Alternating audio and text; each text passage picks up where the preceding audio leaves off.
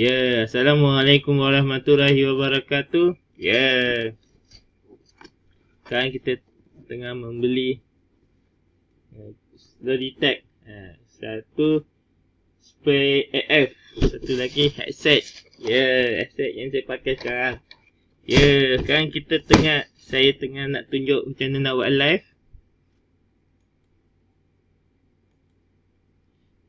Ya, nampak? Ya. Pasang tak di kiri anda. Ya, sekejap saya alih. Sorry, tak nampak. Ya. Kat sini kita boleh pilih quick cam. Quick cam tekan atau LED atas integrate. Ya.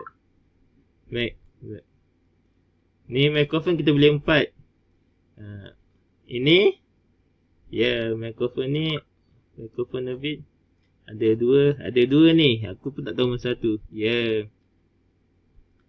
Ada 4. 1, 2, 3, 4. Ya.